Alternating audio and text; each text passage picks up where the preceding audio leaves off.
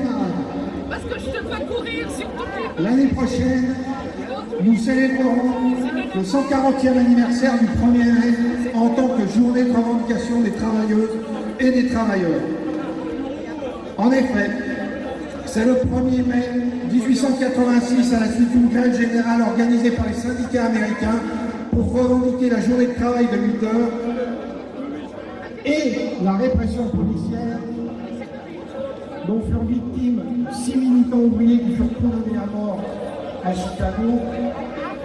3 ans plus tard, la deuxième internationale socialiste, réunie à Paris, décidait de faire du 1er mai une journée internationale de revendication sociale et là aussi pour porter la revendication de la journée de travail de 8 heures. Si la bourgeoisie a tenté et continue de vouloir faire de cette journée une fête du travail au sens pétainiste du terme, réactionnaire, corporatiste et inféodé au capital, il n'en demeure pour moi que pour nous, travailleuses et travailleurs du monde, cette journée reste une journée commune pour le progrès social et l'abolition du salariat. La crise économique dans laquelle s'enfonce tous les jours un peu plus le système capitaliste ne trouve aucune issue. La soif de profit, toujours plus grande, des capitalistes pousse tous les jours une part plus grande de notre classe à la misère, tout en prélevant une part des richesses produites toujours plus grande. Nous, travailleuses et travailleurs, produisons plus de richesses qu'il en faudrait pour que nous puissions vivre à l'abri et donner à chacun un accès à l'éducation, à la santé et à la culture. Pour autant, le nombre d'enfants qui meurent de faim, de maladie ne cesse de croître. Pour autant, toujours plus d'enfants sont soustraits au système éducatif pour rejoindre la cohorte des travailleurs de plus en plus jeunes. Le retour au pouvoir de Trump aux États-Unis montre le vrai visage du capital, avide, brutal et sans vergogne. Le risque pour les travailleurs et les travailleuses de tous les pays. Vous voulez dire? Montrez-moi. Le risque pour les travailleurs et les travailleuses de tous les pays, dans le contexte actuel, de monter des nationalismes et de se laisser avoir par les symboliques patriotiques de nos dirigeants et des prétendants au trône. Tous prétendants, outsiders et favoris, ils vont de leur couplet toujours plus racistes et xénophobes. Pas un pour dénoncer un crime raciste, mais tous présents pour tenter de prouver qu'un gamin qui massacre le couteau des élèves de son lycée n'était pas vraiment français. Macron et son hypergrénie n'ont qu'un mot à la bouche.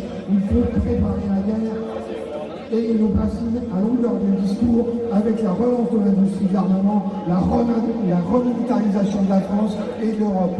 Ils nous parlent de sacrifices, tout pour les mêmes, bien sûr.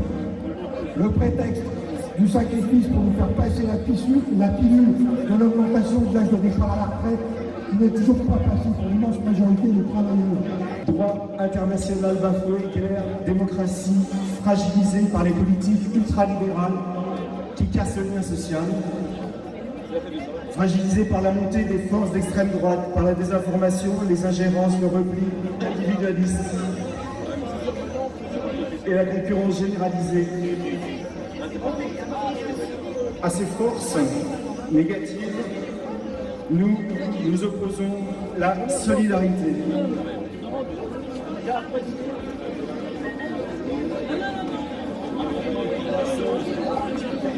Solidarité internationale avec les peuples en guerre, avec celles et ceux qui subissent l'oppression, avec les victimes des crises climatiques, celles qui sont là en ce moment et celles qui vont venir.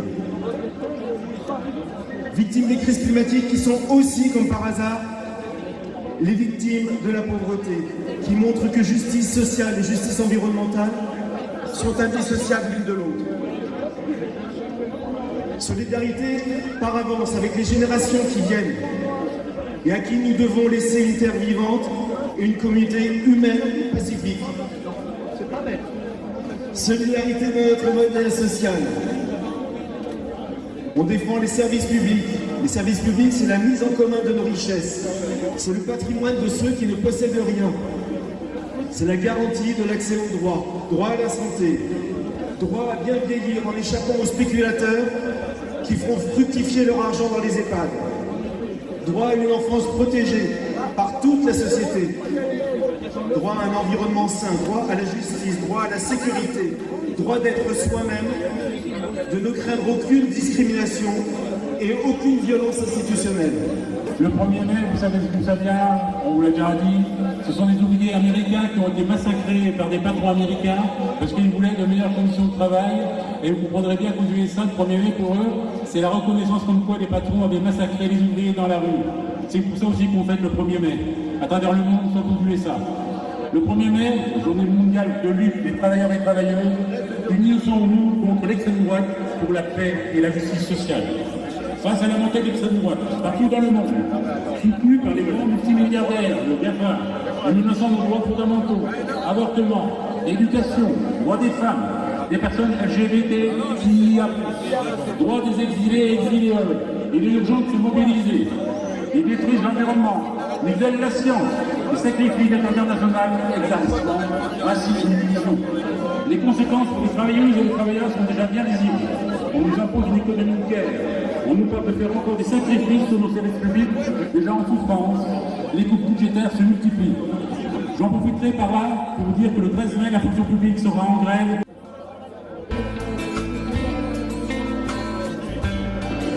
Voilà, nous on est là-dessus. Ah oui, voilà. Et je suis désolé, vous avez eu un... Expliquez-moi comment vous avez pu obtenir autant de députés la dernière fois. Ah, c'est grâce à votre score en 2017 que vous avez dit encore? Non, c'est grâce à un programme clairement.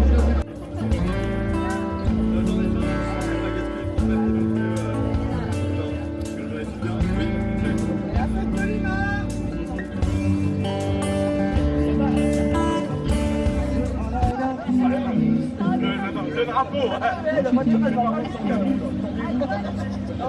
Qu'un travail de nada, demander à ceux qui savent lire, surtout que t'as appris avec moi ce que veut dire le mot antimilitariste, parachutiste. T'as rien perdu de ton talent, tu rates pas une embuscade, mais comme on tire plus vraiment, tout coûte sa chance.